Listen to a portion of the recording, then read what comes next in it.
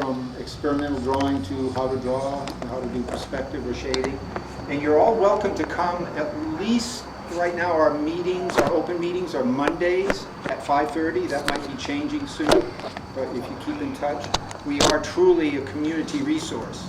And we have workshops in the back, like a wood shop, art supplies, and also gardening. So we're trying to grow more organic fruits and, well, mostly vegetables right now.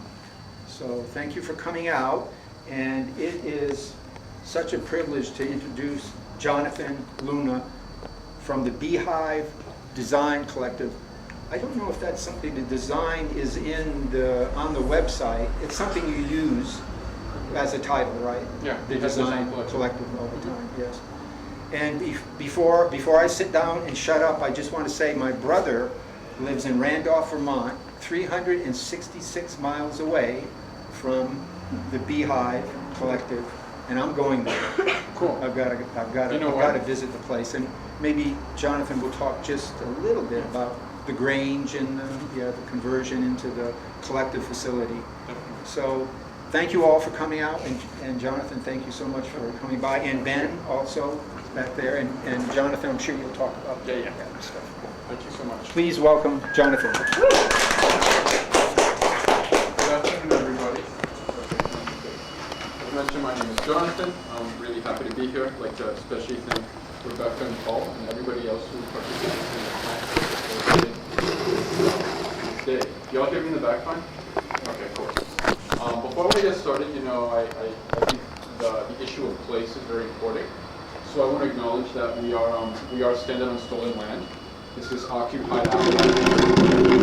This is also Creek and Seminole territory during the 3 wars that are referred to as the Seminole Wars. And for us to be aware that, every day in our lives, we're walking around and interacting with folks and seeing what we see in a kind of concrete jungle today, to be aware that at one point, there were other peoples who lived here who had their own relationships to this place, their relationships amongst each other, their own language, their own worldviews. And the society that we're part of, this settler colonial state, is now occupying this territory. So even though it's been for hundreds of years, it doesn't make it any more legitimate today than it did hundreds of years ago. So it's important for us to be aware of that and how we interact every day when we go out into the community, when we interact with each other. And to think about these things if we identify as people who are against imperialism or colonialism, and what it means to have these ideas, but to also be living within this state and in this context. So my name is Jonathan Luna. I am born and raised in South Florida. My mother is from Colombia, my father's from Uruguay. I actually lived here in Tallahassee from 2000 to 2005. I'm an FSU alumni. Was involved with a lot of different groups there and in the community as well.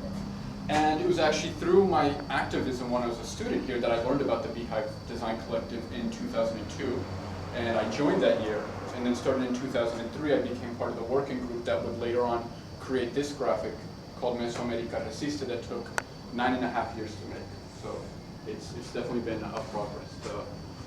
I'm going to talk a little bit, actually no, before I say anything, I'm going to give you all a proposal of some methodology. If you all like it, say yes. If not, we can change it, because I don't impose, because I don't like to be imposed on, so I won't impose on others. And the idea is we are going to look at a mixture of some videos, some slides, and some close-ups from the graphic. And they're all just going to give us kind of an idea of what the Beehive is, but also what type of work the Beehive Collective has been doing in Colombia and other places in South America since 2007. So, as I mentioned, the Beehive Collective started about 15 years ago. We were started by a group of women who were all participating in what at that time was called the anti-globalization movement. And there was a reflection coming out of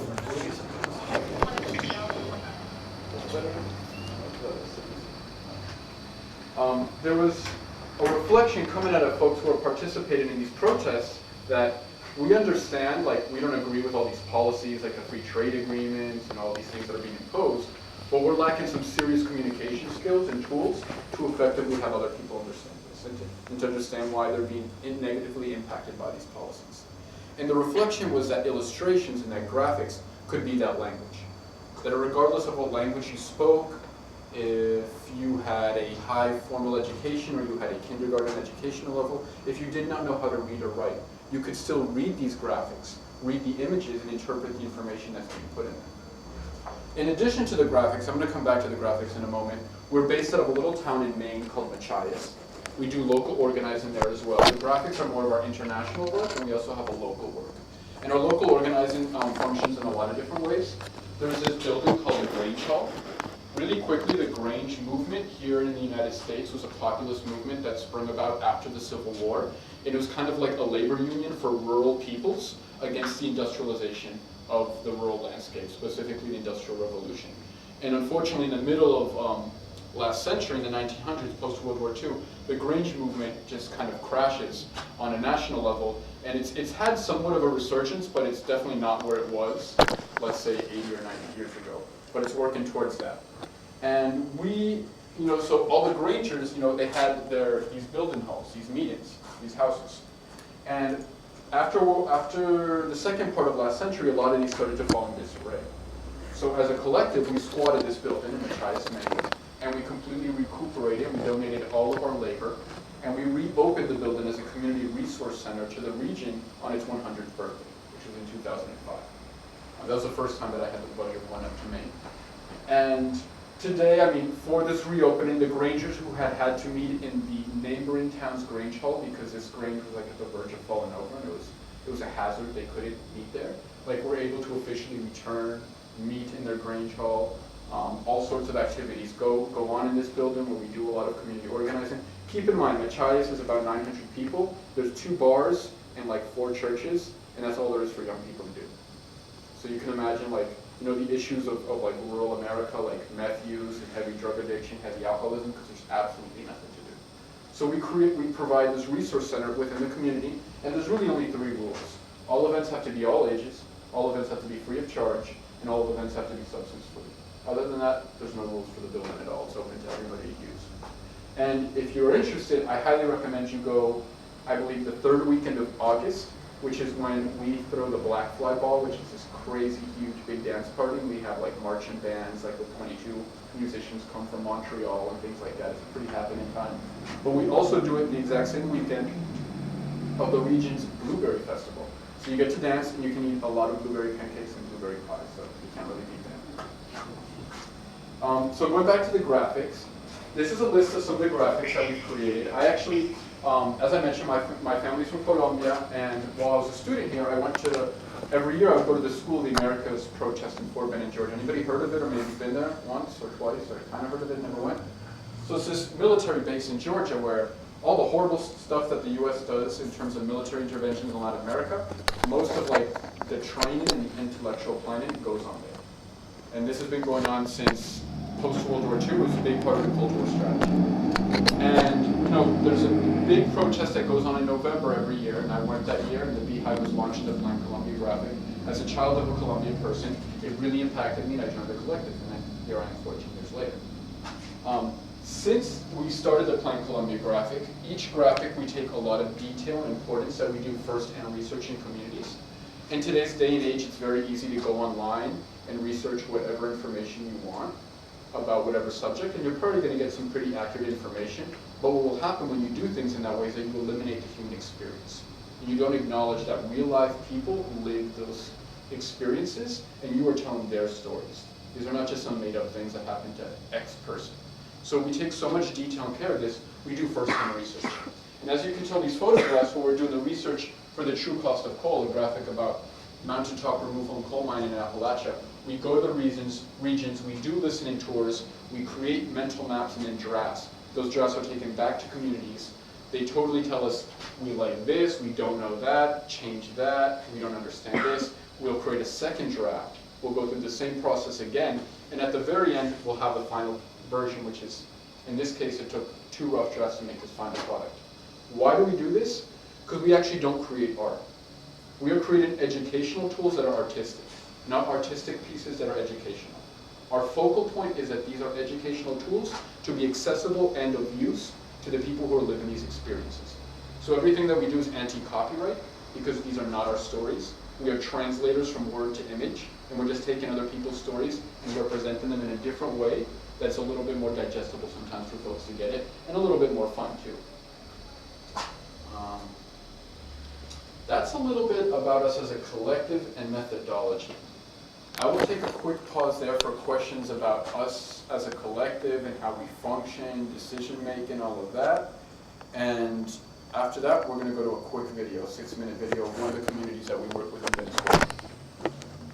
I know looking on the site, the website, I can't remember now, when you actually work on the drawings, you're in Colombia with people there getting feedback. But you do all the drawing, you do them in Maine? Or? So, for instance, this graphic was drawn in Costa Rica, Panama, Austin, Texas, Philadelphia, the Florida Keys, Maine, and on the road.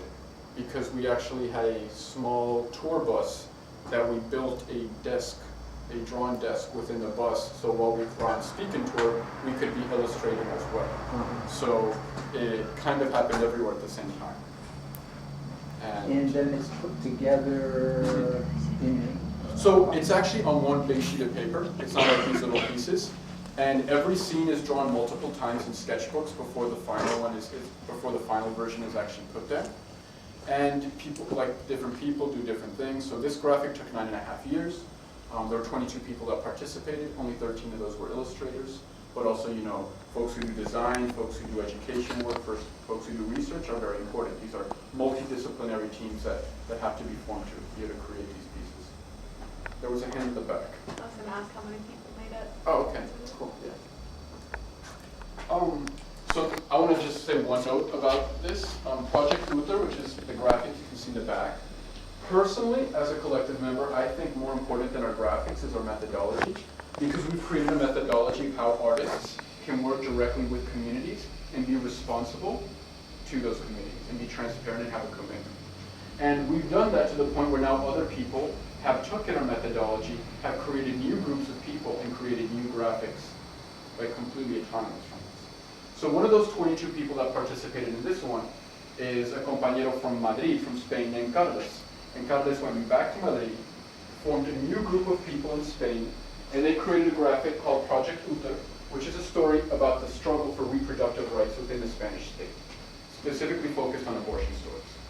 And we found it really amazing because if you look at all our previous graphics, we really focus on these like land spatial issues, which are sometimes a little bit easier to wrap your head around than something that is not so like space-wise as something like reproductive rights. It's a territory. It's a territory of a body, but it's a different way of conceiving it. So we were really happy that they were able to do that, and we're actually working on three graphics right now. 2 new graphics will be starting next year, and there's one in Detroit being created as we speak. So we're going to do a quick break for the first film. This film is made by, actually, we're going to do things like this. So I'm going to show this map because these are the 3 regions that we're going to be looking at in Colombia and the surrounding regions. So actually the film we're going to see right now is from Venezuela, but it's literally like from half a day's walk from the border. It is a video made by an organization of people from the indigenous, the Wayu community, the Wayu nation. This is their home territory. This peninsula, which is called Guajira, is actually divided between Colombia and Venezuela, which means their home territory is divided between 2 countries. And they have to deal with the border in the middle. And then the reason why I'm showing these maps is because, so this is the border, right, the Burgundy line. And then there's a bunch of different horrible projects that are occurring there. I'm not going to get into all the details. I'm going to get into the ones that are relevant for the video. The community that we're going to see now live along this river, the Socoy River. In the 1980s, they were displaced by the creation of these coal mines. They created a 6-minute fictional piece about what that displacement was like 30 years ago when it was lived.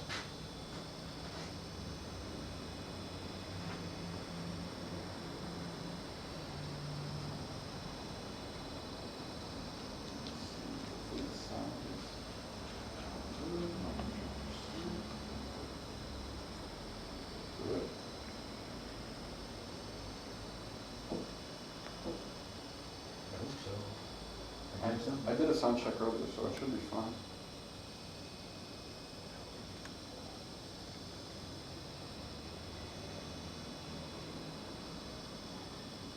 the title, which is Tatushi means grandfather in their language. That's good, right? It's subtitled anyway.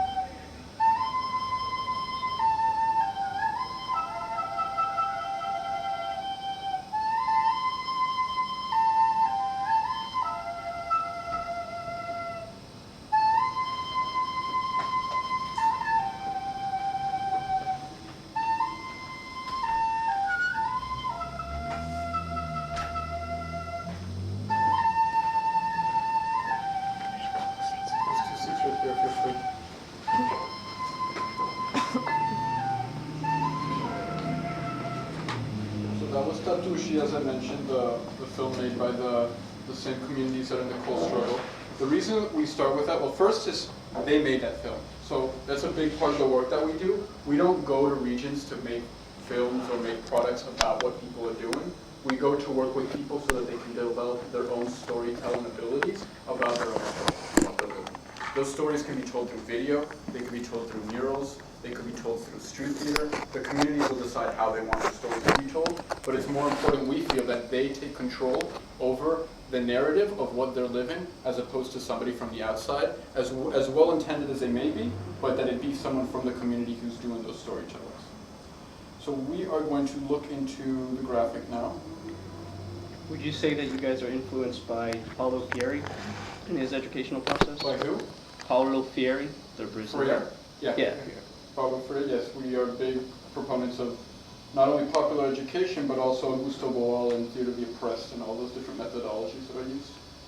Could you speak a little bit more about how you work with people in terms of producing theatrical work? Sure. Is it okay if I get into it a little bit later? Yeah. Okay, cool. We're going to start with these graphics because it's what the Hive is most known for, and then we're going to kind of like bring it, we're going to ground it. So we're going to start with this smaller graphic over here, the one that's hung there.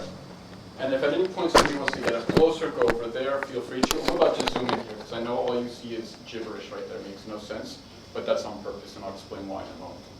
So as humans, and especially organizers and activists, we tend to have this bad habit that a lot of us do, and it's focus on the negative. It's focus on the problems and not on the solutions and the alternatives, and we end up being pretty negative people because we're always thinking about the problems and nothing else. So if you look at our past graphics, that's exactly what we do.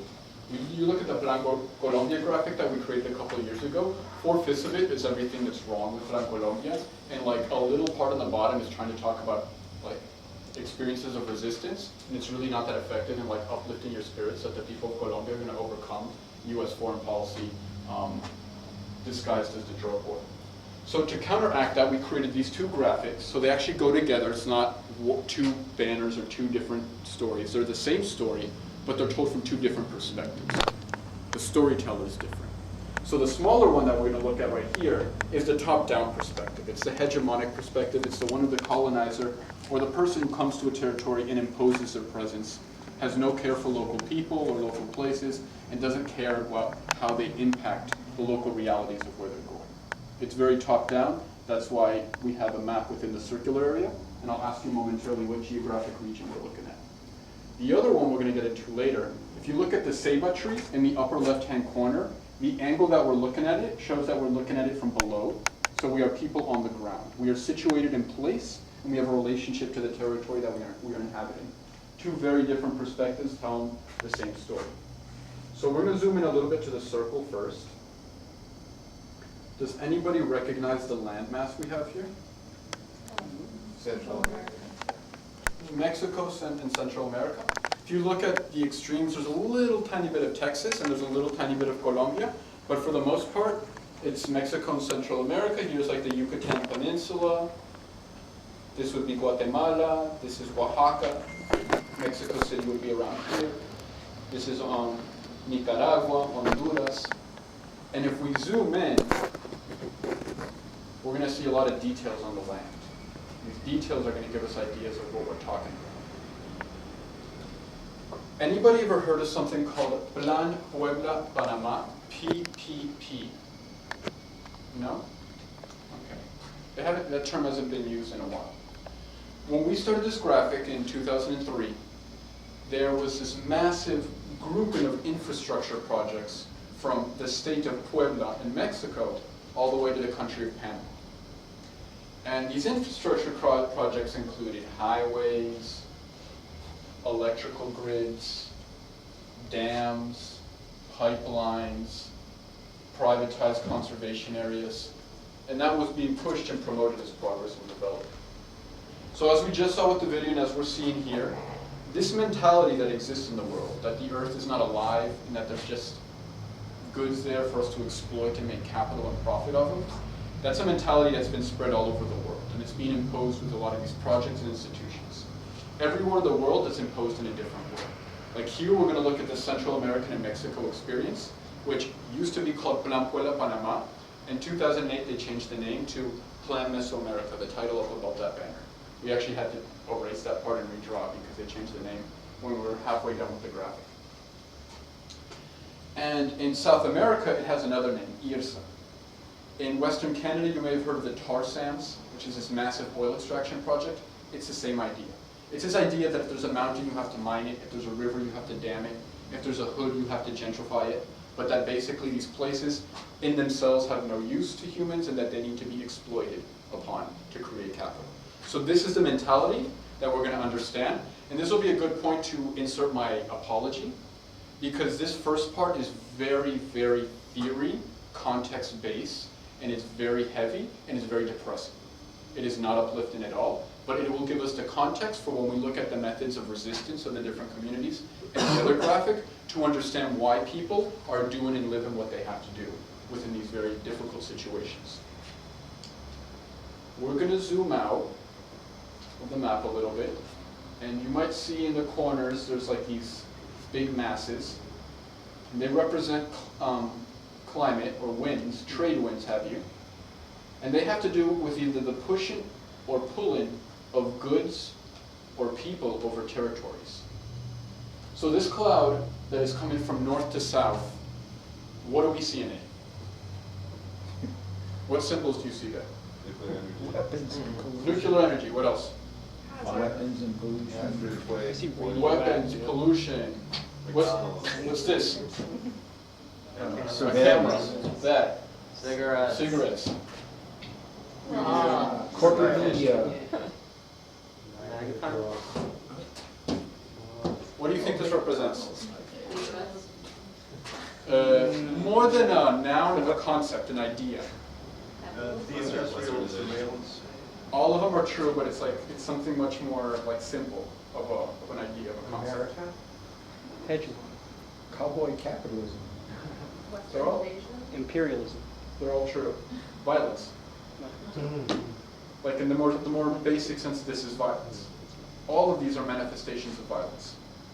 And we represent the violence in a variety of ways. And we have our trusty little boats to help us communicate how we are understanding violence. Because, you know, we see this gunboat right here. And when you say violence, that's probably what 9 out of 10 people think of immediately when you say violence. Guns, bombs, knives, things like that. But what does this boat look like? Like, do these symbols, these barrels, these logos, this plane that's fumigated, this gas mask, what does that say to you all? What does that symbolize? What does it represent? Pollution, oil. Oh, doing violence to nature, doing violence to earth. Exactly. Agro-industry, a violence towards the earth, which will be a violence towards ourselves as well, because we will be consuming those products. But then there's many ways that we talk about violence too. What does this boat right here look like? Ignore the Kool-Aid boat, we'll get into that later. It's like a carnival cruise ship. A cruise ship. What could a cruise ship represent? Consumerism. Temporary people. Temporary people, that also starts, another T word that represents those temporary people. Tourism. Tourists. Tourism. Why would tourism be a violence? I'm just going to the beach and having a good time. I'm not doing harm to anybody. What's wrong with that?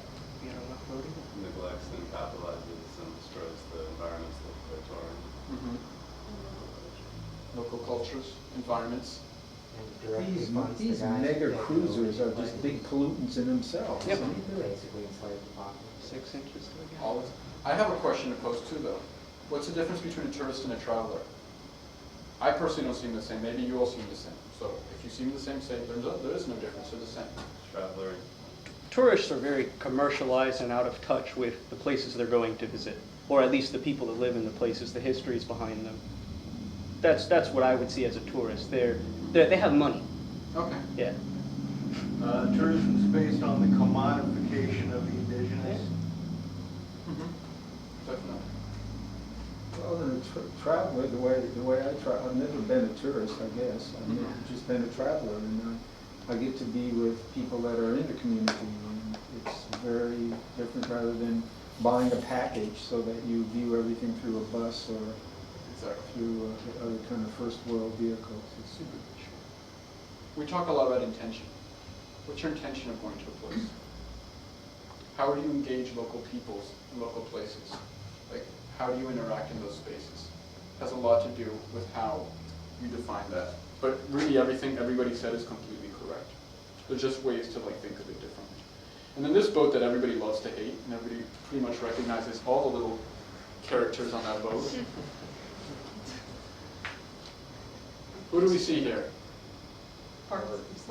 Disney, We got Bart Simpson. Coca-Cola, Yes, Uncle Scrooge. Uncle Scrooge, our friend Joe Camel, Joe Camel. He looks like a the Coke pop. Shinobi. It's a Coke bottle boat, yes it is. Who's at the head of the Coke bottle boat? Mickey Mouse jamming Mickey out with Mouse. iPods. Yep, with an iPod and dressed as Santa Claus. Heck Scrooge yeah. McDuck as Uncle Sam. Bartman with the cape. What is that, Time Warner? Looks like What does this represent? Massive. Media. Media. Corporate media, for Corporate media. That's what's giving them their push. lies represents Cultural imperialism. The best example I have for this is in my village in Colombia. All of my friends' children and all of my friends' siblings recognize all of these figures, but our traditional beings, like the Madre Monte, like the mother of the bush, or the La Pata Sola, the one-footed woman, or the Moan, the river spirit, they don't know who those figures are, and they really have no interest in knowing who they are. But they definitely know all of these, as well as SpongeBob and a bunch of other really loony characters as well. Though it's important that we're talking about this, that we also get a historical sense for why this exists. The playing field that we know as planet Earth doesn't exist miraculously the way it does today because things just happened the way they did. There were some very systematic relationships that were put in place for hundreds of years to create the world that we're living in currently. Anybody ever heard the triangle of trade of the Atlantic? What was an integral part of that trade? Slaves, rum, and sugar. Enslavement of African peoples. But what's different about these ships? What is it mixed with? modern and technology. out to come. What is a parallel between the enslavement of African peoples, but it still exists today? The prison industrial complex, and the parallels that exist between that. If we look historically, what most African peoples were brought over to work in the production of, it was one crop in particular. What's the main ingredient of Kool-Aid? Sugar. Sugar. You can see the oars are the spoons full of sugar, the masts are sugar canes, the crow's nests are cupcakes, and the flags are molders with cabinets. This sugar was not to make candy, it was to make rum. And the rum was used as the currency for the trafficking of human beings, of African human beings. And the profits from both the trafficking of people and the trafficking of sugar, along with gold and silver items that were taken from indigenous peoples to Europe, where they still remain today, is why Europe and European descendant societies all over the world have this military, political, economic, hegemonic position of power over everybody else. It's not because white people work harder, it's not because everybody else is lazy, it's because of hundreds of years of this that set the world the way that we're living it today. Beyond anybody's own individual interactions or attitudes towards other people, this is how it went down, and this is what we inherited. So when we talk about free trade agreements, when we talk about US military intervention, when we talk about embargoes and trade blockades and things like that, it's coming from this. It's not something that just poof, miraculously appeared from one day to the other. So as I mentioned, this took 9.5 years to make, and we're not going to get into all the details because it would be here a very, very long time. And also I want to mention the methodology I'm using today is very anti-Paulo Freire because I'm doing almost all of the speaking, but because of a time thing, because there is a very participatory way of doing this, but it takes about 6 hours, roughly. Sometimes up to 10 hours, sometimes as little as 4.5. But it still will take a little bit more time than what I think most of us were intended to be here today.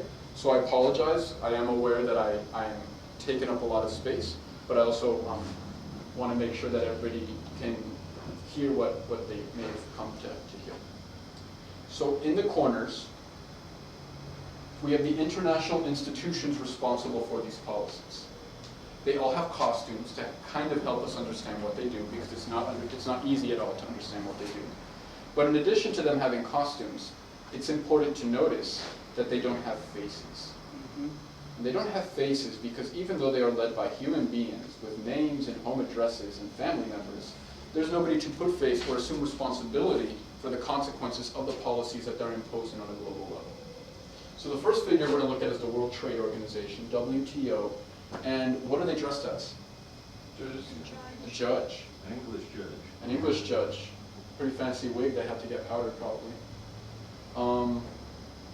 Does anybody know what the WTO does? What is their function in the international league?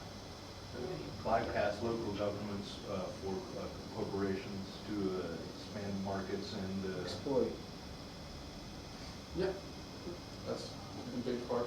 Another way to think of it, when there are a trade dispute between, let's say, a corporation and a government, or two corporations, they're the judge and the jury. They make up the rules and they get to decide who's right and who's wrong. So, how do we represent this? In the right hand, they have a riot cop hand puppet with a gavel. Do you all see him? The riot cop, as we call in Colombia, is mad, with a gavel, a big old hammer. And has anybody ever been to the arcade and played the game Whack-A-Mole? Well, here, we're not playing Whack-A-Mole. Here's the gavel. No. We're playing Whack-A-Social Movement. So here we have different movements, like the Turtles being the environmentalists, the Zapatistas, the indigenous autonomous movement from southern Mexico, Vandana Shiva, an Indian ecologist, the Piqueteros from Argentina, all different real-world social movements that have existed that oppose these policies that are also being repressed by the exact policies of this institution. This balance over here, quite complex. If you look at the balance, we will see that on either side there is all these attires of native peoples from all over the world, and they're being hung, they're being lynched and killed. But they're being hung against this balance that has, there we go, this velvet pillow with a top hat, representing the interests of the global elite.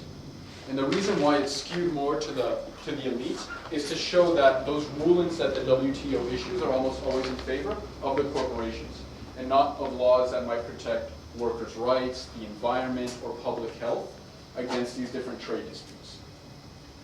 So this is the WTO. I'm going to briefly just show you two of the banks, and then I'm going to get into the other institution. So over here we have the Inter-American Development Bank, that is a mix of a conquistador and a cash register. And then over here we have the World Bank, which is the owner of a casino and is gambling on different continents. So let's say a country took out a loan, right, from one of these two banks to do a big project. And then they have to pay back that loan, but they have no money to pay back that loan. And they need to receive a bailout. And who do they go to get that bailout from? The IMF. The IMF, the International Monetary Fund. And here we have them represented as what? Doctor. We like to call him the sinister surgeon. Definitely. So, let's give an example. Like, I'm Argentina in 2001, and my economy just went to the shitter, and I need money to bail myself out. So I go to IMF, and I'm like, give us money because we have nothing. And the IMF says, sure, we'll give you a bailout, but we need to do some SAP, Structural Adjustment Programs. So if you have water, electricity, healthcare, education, retirement, all those things, privatize. Those are no longer rights of your people. Those are now industries. Those are for us to make money off of. And we represent that with the sinister surgeon. I don't know if people recognize the body of the patient being operated upon. It's a landmass. It's not. Same landmass we saw earlier? Mexico and Central America. We see how they're taking out a light bulb and the water pipe, those privatizations. Here the triple-pronged syringe is taking out water, DNA, and oil, also part of those extraction privatizations. Right above it, we see the cement truck IV, because that's the type of recuperation and development that they're going to invest. And to top it all off, oh no, before we top it all off, there's these dams, which are the defibrillators, to wake somebody up. It's part of the IMF's shock treatment to economies, and also makes reference to Naomi Klein's book, The Shock Doctrine, about disaster capitalism. And the last little detail that I'd love to know is that there is a knot in the stethoscope because the IMF doesn't listen to the heart of the people. So, we in the Beehive, we're a bunch of different people, and we love each other, but we don't always get along. And we have different perspectives on things. Imagine that. So the way each of us sees these columns, and this bottom part here, which again you can see better there, I'm about to zoom in, we all see them differently. And then from my perspective, because of my lived experiences, I see them as mechanisms of displacement. They all function differently, but the end result is they get you off your land, and usually in a very unjust way. So we're not going to get into all three of them. We're going to look into one specific mechanism of how to get people off their land, and it's because of the free trade agreements. How are we doing? Are y'all engaged? Y'all liking this? Is this super boring? Okay, cool. I can take it. Feel free. I've had people tell me all sorts of things. You ain't boring. I had somebody once tell us we were too anthropocentric. There's no human beings in any of our illustrations, and that we're too human-centered, I was told. But, hey. So, you know, at one point in time, all of our peoples all over the world, regardless of who your ancestors are, there was a point in time where our peoples did not conceive land as property. Like, you can't grab it and put it in your pocket and walk away. It's kind of absurd to think of land as property.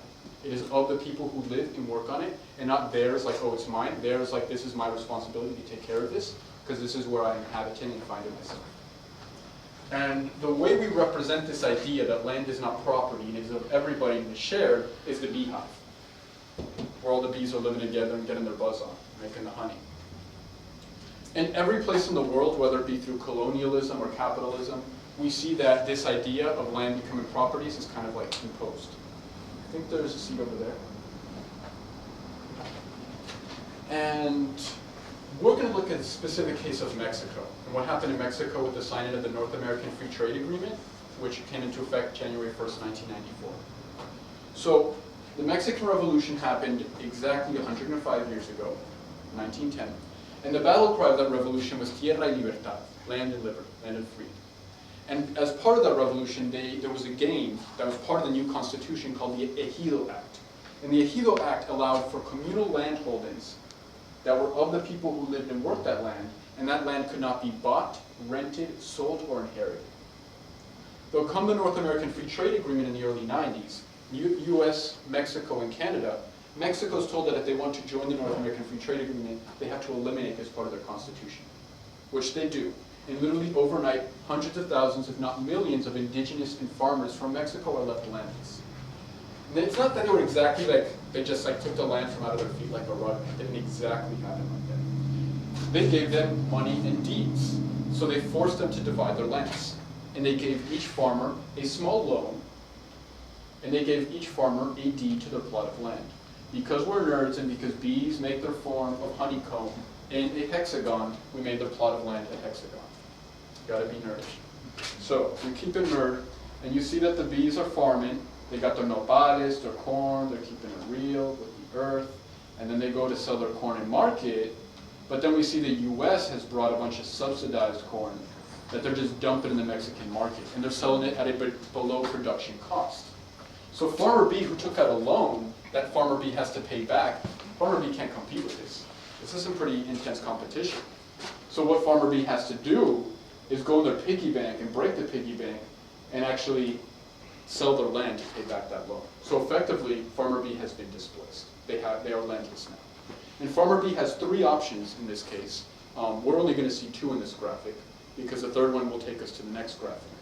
So one option is to go to the city and try and get a job in a maquilladora, in a sweatshop, because that's probably some of the only jobs that rural peoples who are not trained in any sort of formal work can get when migrating to a big city as an adult. Most of them will not get a job in a sweatshop because that, as horrible as it is almost a dream job because it is a job. Most of them will have to risk their lives and walk and jump on trains and roads and migrate and risk their lives. And here we see them arriving to the very militarized border of the US, where we can see the skulls of the bees that didn't make the journey, because that is a reality. And the same companies that are responsible for the policies that are kicking people off their land and making them lose their jobs in Latin America are actually many times the same agricultural companies in places like Florida, Texas, and California that are exploiting these people as undocumented migrant workers. And you can see that I arrived 2 days ago from a 2-month Pacific Coast tour. I went We were 2 months the Beehive tour in British Columbia, Washington, Oregon, and California. And you could see it there, like indigenous people from Oaxaca who were displaced in Oaxaca by these interests, now having to work for Paramount Farms, which is this huge mega farm in California, and being exploited. So it's like, it's very cyclical and it's all very connected, and it's pretty horrendously gross. Luckily, we have a third option, which is resist, which is what we're gonna look at now. But, you know, this is to give us a better idea of everything that goes on. And, you know, the last part I wanna remind is like, well, if they're kicking all these people off their land, what are they doing with the land? That's an excellent idea. Well, you know, they're using it for, oh, that's not what I want to do. There we go. They're using it for coffee and oil and cattle and bananas and oil palm and deforestation and coffee. Big monocrops and big extraction industries. That is why they're kicking people off their land. So now that I've effectively depressed all of you, we are done with the context. This is the bad story. This is so we understand these systems of oppression, why this is going on, what is the playing field that people are having to deal with. We're going to see a video now about a movement. Actually, we'll just go to a slide so that we are now going to see.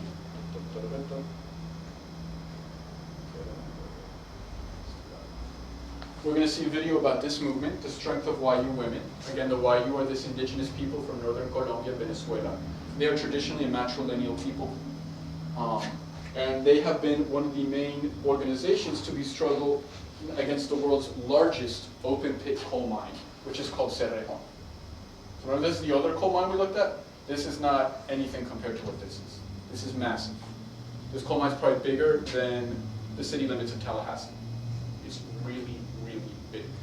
The amount of water that it uses, the desert, all the negative impacts, and you're going to see some of the shots of the organization, of the indigenous organization that has been resisting this mine.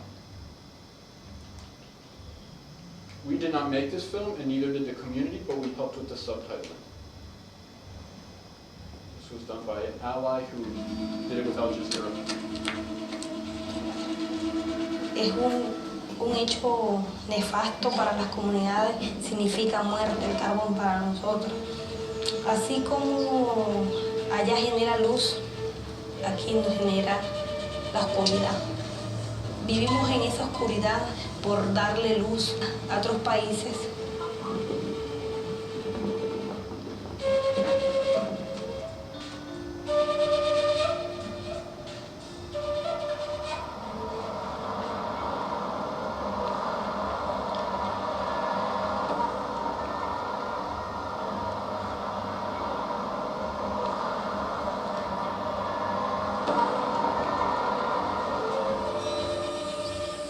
Éramos ricos porque teníamos una comunión extrema con la Madre Tierra, la relación íntima era profunda. Ahora en estos momentos no tenemos ninguna relación.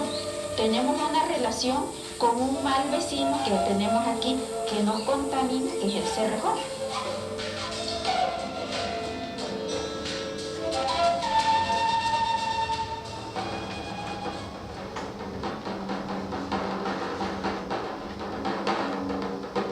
Mi nombre es Jazmín Romero Epiayú. Bueno, mi nombre es Angélica Ortiz, soy coordinadora en la organización Fuerza de Mujeres Guayú. ¿Quiénes son el movimiento Fuerza de Mujeres? Somos mujeres activistas directamente desde las comunidades.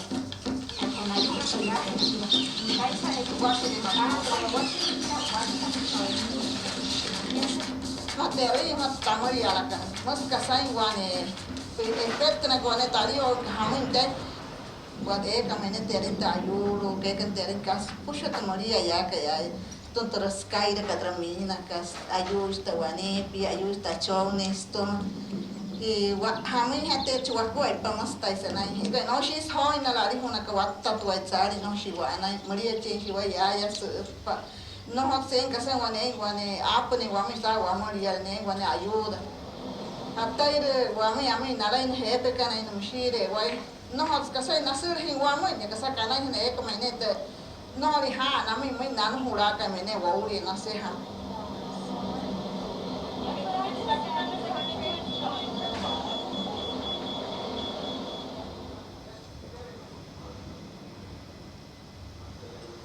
ya que el 9 de agosto del 2001 fuimos desarraigados de nuestro pueblo a sangre y fuego. Cerremos no ha tenido en sus 30 años ninguna sanción por violación de alguna ley o de algún proceso, algún procedimiento. Seguimos lo que el Estado nos ordena seguir e invertimos recursos muy superiores a los que invierte cualquier otra compañía en este país en materia de responsabilidad social. Eso lamentamos que no tenga ningún reconocimiento de parte de ustedes.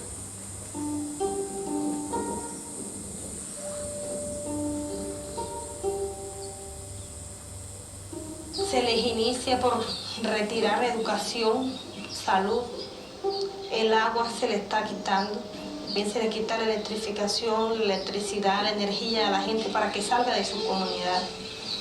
Dice, van a vivir mejor porque anteriormente vivían en una casa de barro, que ahora viven en ciudadelas o en centros poblados urbanizados, con todos los acabados que no tenían anteriormente. Acá en esta otra casa tienen las gallinas, cosa que en el nuevo lugar, en la urbanización, las casitas no se va a poder tener. El patio de la casa de allá como se lugar sin vacío, no hay de dónde criar de una gallina. Criar, a esta hora ya como no será. Que resistir no hacia allá esta zona. No teniendo en cuenta que en esa casa de barro tenían aseguradas sus 3 comidas diarias, porque estaban cazando, porque estaban pescando, porque estaban criando animales con los que eran para su sostenimiento y para el estudio de sus hijos también.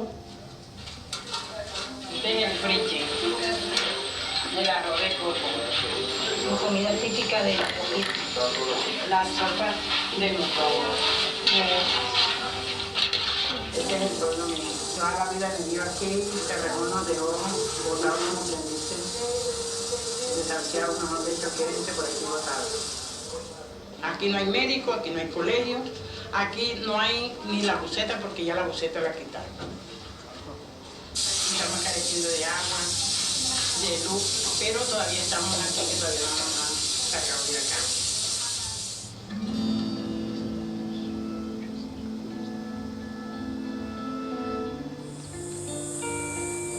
Ya tita kahami ana igual ya yo como un mai hutum maka de ya puna chega tamu kirai na pues suru au titi rio kais wapura kashia wei mashi menka mashi ka so ira ko sha tani ke khamai dia so.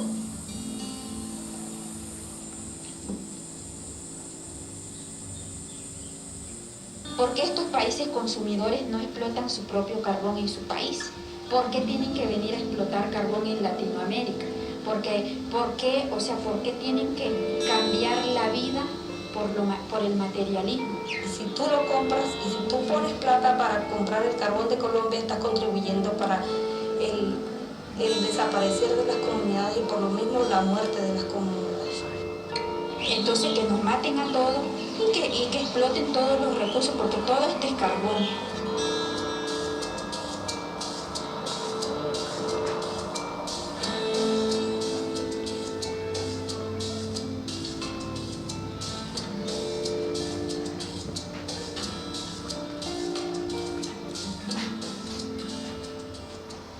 We can start to see, compared to the first video, even though the first one was pretty intense too, that like how the stakes are raising and how like we're not talking about these little places, we are really talking about the entire planet and like all of us exist in our future descendants and life as itself.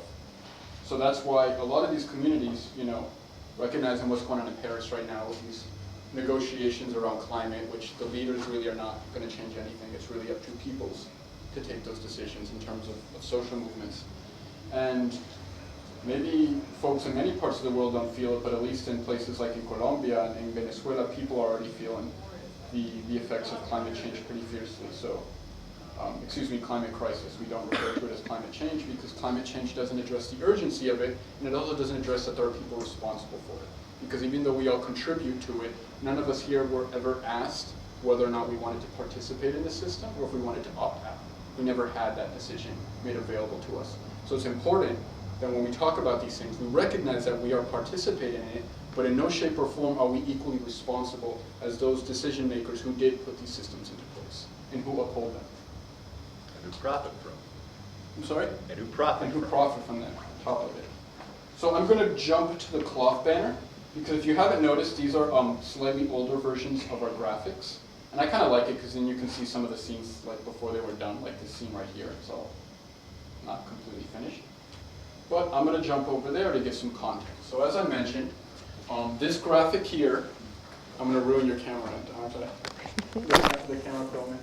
So this one is the top-down view. This is the bottom-up view. We have the view from the ceiba tree, where we're looking at this tree as if we were a small ant sitting on the root structure from the bottom up. And then coming down from the tree, we have the roots dividing these different scenes. Each scene represents a strategy of resistance or defense that came from real experiences that happened in different territories. If you look at the graphic, there's actually like 3 color-coded layers. Most of the graphic is a brownish sepia color, and the idea is that's what we see and interact with every day in our existence, in our lives. This sky or baby blue color that we see present in some parts, this represents a spiritual world. And we don't really define it, and we don't give it too much detail, because we recognize that each person and each peoples in the world will define spirituality different for themselves, but we acknowledge that it exists and that it is present for people. That's why you can see it all over the graphic. And then in the bottom corners, the bottom part, the corners and some of the sides, we have these other figures that were drawn in thick lines in the same illustration style as this graphic, and they have no sepia tone over them. These are our invader characters, and they're bringing all the nonsense that we saw here, and they're trying to bring it over here, where they're being met with different strategies of resistance from the different communities. We're not going to get into all the scenes, but we're going to get into some that I think are more relevant to some of the things that we're talking about, and I promise that most of the scenes, not the first one, most of the scenes will have a positive, uplifting message and not be so gloom and doom about what the state does to people. So, I talked about this development model earlier that's being placed all over the world. Anybody can think of a parallel of why then we would have a photocopy machine as our villain? Because I've never seen a horror movie with a photocopy machine. They might be really annoying to learn how to work, but they're not scary. Just making everything the same. Homogenization. Oh, mines are a great idea. Let's just put them all over the world. I don't care who lives there and what is there. Let's just put mines everywhere. And dams while we're at it. And oil too. Let's do it all. So that's kind of the mentality. And if we look at the details, like I'll get into this because I know there's a lot of artists in the space. They'll appreciate it. So it's literally a land grab. We have the mechanical arms that are grabbing the land down here. And that is being fed into this pulley system. But this is a cattle catcher. Does anybody know what these are from, the cattle catcher? Trains. Trains. To nicely push the cow out of the way when the train is going at full speed. So here we put it on this photocopy machine, but to kick people out of the way, because it's a land grab and we're taking the land away. Again, I'm saying we when I'm not part of this, but the photocopy machine. So the photocopy machine is taking the land, it's writing on it with these oil cartridges, and then at the top we see the money's being exchanged, the handshakes are being given, the stamps of approval, the mighty dollars photocopied. Out come the permits that turn into plans that materialize into projects. Here we see an airport being met by the resistance of the farmers of a community outside of Mexico City called San Salvador de Atenco that resisted the creation of an airport about 14 years ago and successfully won. Up here we see this electrical grid coming out of the papers, and these spirit birds are attacking. Oh, the spirit birds, I forgot to talk about this part. So as you may have noticed, we don't have any humans in our illustrations. We don't draw people. We use nature as a metaphor for many things, and we use biodiversity as a metaphor for human diversity. In this graphic, there are 400 species of plants, animals, fungi, insects, all native to the region. No species repeats itself. That includes all the ants on the tree trunk. That includes all the bees in the beehive. Not a single species repeats itself. And we use that as a metaphor for human diversity, because if we think of humans and the languages they speak and the cultures that they're from and the gender expressions they have and the sexuality, that shit is infinite. It goes on forever. So really, it's kind of like biodiversity in the same way. And we use it as a metaphor, and it's actually part of our research methodology that people pick what will represent them. So we never pick what represents people unless they're like, we don't know, pick for us. In that case, we win. But usually, we'll be very specific, and actually this scene with the corn that I just mentioned, you know, prior to this scene, we would always do folks with animals. And then we get to Atenco on the research tour, and we hear everything, we show our past graphics, how happy, and we're like, so what animals do you guys want to be represented with? And the people thought for a second, animals? We are people of the corn. So the people of Atenco were the first people we ever represented as plants. And since then, numerous people have been represented with plants, but they really were the first to create this reflection with us. And so on and so forth. Our methodology has adapted and evolved as a collective. But going back to this power tower. So the spirit birds, and all these white animals, as well as some of the animals that you might see in skeletal form outside, are all ancestor spirits. Because when we did the research tour, something that all the communities that participated had in common was when we asked them what part of their struggle we were going to show graphically, they all said the same thing. We need to show our ancestors. Because we are here because of our ancestors' struggle, and our ancestors remain as part of our struggle today with us. And that's why you have this stream of spirit animals, of all birds and flying animals, going across the entire graphic, from the ceiba tree, as well as some water ones going straight down. Because these spirit animals are present throughout the entire graphic.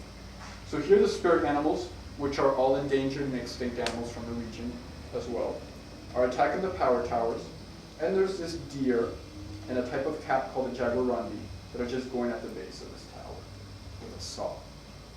I love this story so much. 2001, Venezuela.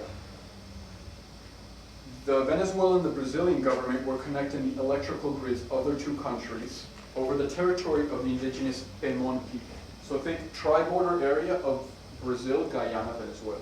So geographically you can kind of locate, or look on a map later to know what I'm talking about. And all the Pemon people were against the connecting of these electrical grids on their territory, their sacred territory, but nobody was doing anything about it. They would complain, but with brazo cruzado, they weren't doing anything about it. So as we were told the story, one night all the grandmothers come out into the community and just start dissing everybody. Y'all are worthless, you're good for nothing, we may as well be here alone. Hell, we may as well just kill ourselves because we got no young people and we have no worries to even care about our well-being. So what's the point of being here any longer? And by morning, 6 of these towers were on the ground. So the actions led by the Pemon grandmothers had echoes in Caracas, in the capital of Venezuela. Keep in mind, 2001, Chavez just won the presidency. At that point, the Venezuelan constitution is being rewritten. They're in a constituyente. What happens at that point? The actions that the Pemon people did led that the new Venezuelan constitution included articles that allows for the prior and informed consultation of indigenous people when these types of actions will go on in their lands. But an important disclaimer is that in Colombia, we've had that same article in our constitution since 1991. And what has been evident in all of the countries where these types of articles exist is that regardless of what has been won in past battles, communities need to be organized and vigilant always. Because the state will do whatever it wants, wherever it wants. So if communities are not organized and vigilant of what the state is doing, the first chance they get, they will do whatever project they can, wherever they feel like it. So even though we have these rights that were won by our elders and people who participated in these past struggles, we have to make those be respected. Because they won't be simply respected.